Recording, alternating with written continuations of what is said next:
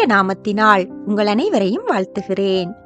இயேசு மனுஷகுமாரனாக பூமியில் வெளிப்பட்ட போது ஜனங்கள் மத்தியில் போதகம் பண்ணி அவர்களுக்கு அநேகம் அற்புதங்களையும் அடையாளங்களையும் செய்தார்.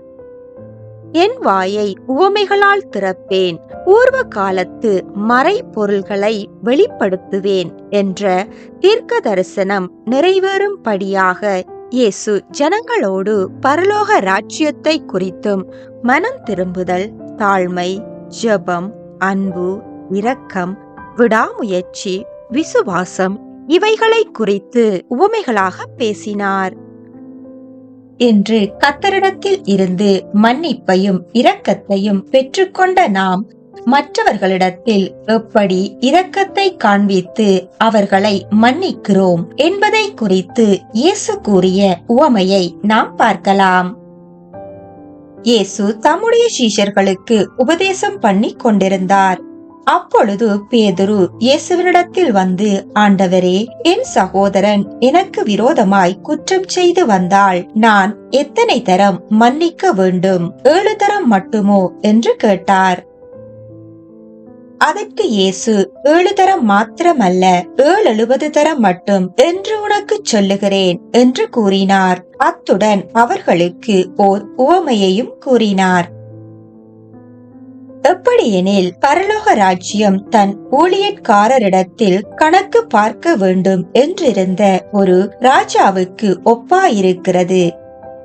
அவன் கணக்கு பார்க்க தொடங்கின போது 10,000 தாலந்து கடன்பட்ட ஒருவனை அவனுக்கு முன்பாக கொண்டு வந்தார்கள். கடனை தீர்க்க அவனுக்கு நிர்வாகம் இல்லாதபடியால் அவனுடைய ஆண்டவன் அவனுக்கு உண்டான எல்லாவற்றையும் விற்று கடனை தீர்க்கும்படி கட்டளையிட்டான். அப்பொழுது அந்த ஊழியக்காரன் தாழ விழுந்து வணங்கி, ஆண்டவனே, என்னிடத்தில் பொறுமையாயிரும், எல்லாவற்றையும் உமக்கு கொடுத்து தீர்க்கிறேன் என்றான். அந்த ஊழியக்காரனுடைய ஆண்டவன் மனதிறங்கி அவனை விடுதலை பண்ணி கடனையும் அவனுக்கு மன்னித்து விட்டான். இப்படி இருக்க அந்த ஊழியக்காரன் புறப்பட்டு போகையில் தன்னிடத்தில் 100 வெள்ளிப்பணம் கடன்பட்டவனாய் இருந்த தன் உடன் வேலைக்காரரில் ஒருவனை கண்டு அவனை பிடித்து தொண்டையை நெரித்து, நீ பட்ட கடனை எனக்கு கொடுத்து தீர்க்க வேண்டும் என்றான். அப்பொழுது அவனுடைய உடன் வேலைக்காரன் அவன் காலிலே விழுந்து, என்னிடத்தில் பொறுமையாயிரும், எல்லாவற்றையும் உமக்கு கொடுத்து தீர்க்கிறேன் என்று அவனை வேண்டிக் கொண்டான். ஆனால் அவனோ சம்மதியாமல் போய் அவன் பட்ட கடனை கொடுத்து தீர்க்குமளவும் அவனை காவலில் போடுவித்தான். நடந்தவற்றை அவனுடைய உடன் வேலைக்காரர் கண்டு மிகவும் துக்கப்பட்டு ஆண்டவனிடத்தில் வந்து நடந்தவற்றையெல்லாம் அறிவித்தார்கள்.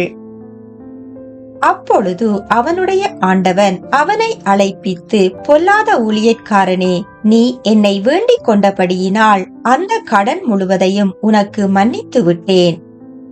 நான் உனக்கு இறங்கினது போல நீயும் உன் உடன் வேலைக்காரனுக்கு இறங்க வேண்டாமோ என்று சொல்லி அவனுடைய ஆண்டவன் கோபமடைந்து அவன் பட்ட கடனை எல்லாம் தனக்கு கொடுத்து தீர்க்குமளவும் உபாதிக்கிறவர்களிடத்தில் அவனை ஒப்புக் கொடுத்தான் என்று இயேசு அவர்களுக்கு கூறினார்.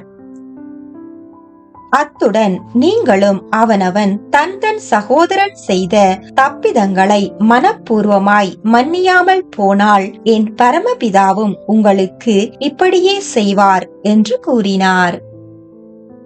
மன்னிப்பை மையமாக வைத்தே இயேசு இந்த உவமையை கூறினார்.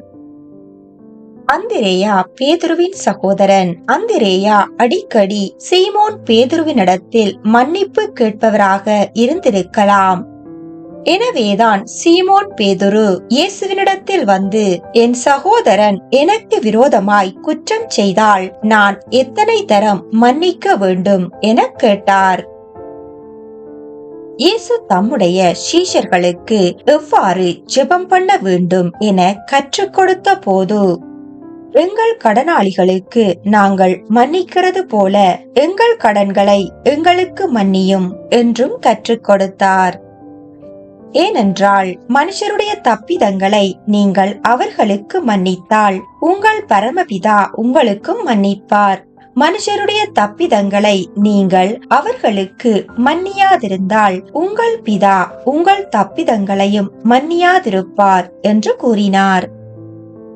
இந்த உவமையில் ராஜாவாக கர்த்தரும் கடன்பட்டவர்களாக நாமும் குறிப்பிடப்படுகிறோம். இங்கு கடன் பாவத்தின் அடையாளமாக கூறப்படுகிறது.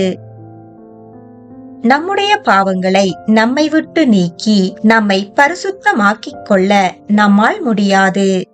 ஆனால் நாம் மனம் வருந்தி கர்த்தரையே சார்ந்து கொள்ளும் போது மன உருக்கம் நிறைந்த கர்த்தர் நம்மேல் மனதுருகி நம்முடைய பாவங்களை மன்னித்து நம்மை அவருடைய பிள்ளைகளாக ஏற்றுக்கொண்டார்.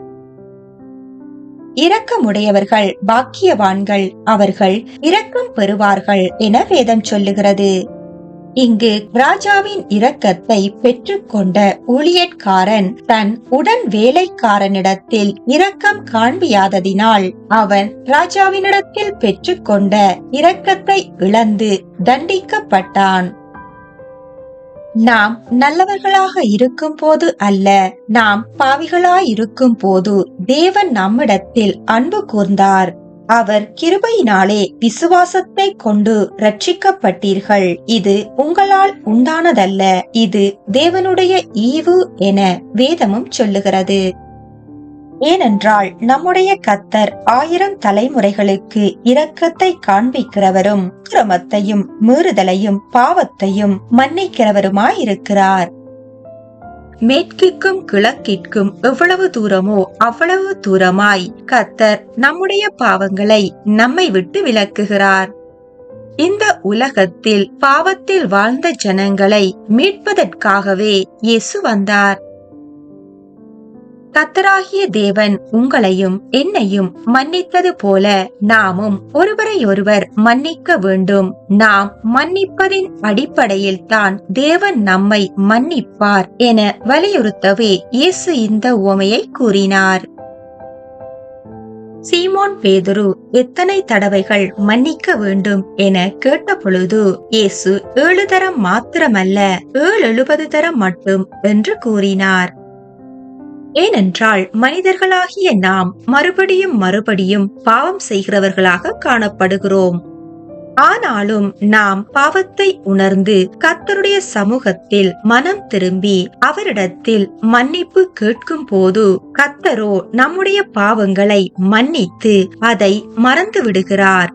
அவரை போலவே நாமும் காணப்பட வேண்டும் என்பதையே இயேசு இங்கு வலியுறுத்துகிறார். இயேசு கிறிஸ்துவின் இரத்தம் சகல பாவங்களையும் நீக்கி நம்மை சுத்திகரிக்கிறது.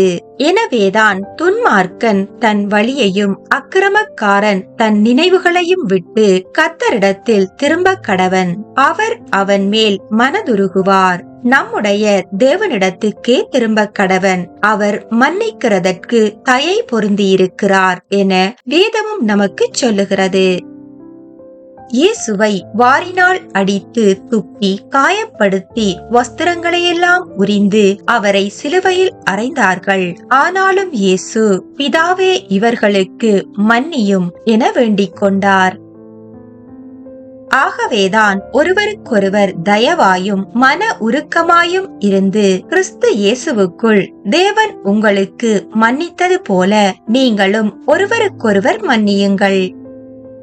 நாம் தொடர்ந்தும் இயேசு கூறிய உவமைகள் எனும் தொடரில் இயேசு கூறிய உவமைகளையும் அதன் பின்னணியையும் அவர் வெளிப்படுத்திய மறைபொருளையும் அது நமக்கு எவைகளை கற்றுத் தருகிறது என்பதையும் தொடர்ந்து வரும் நாட்களில் நாம் பார்க்கலாம்.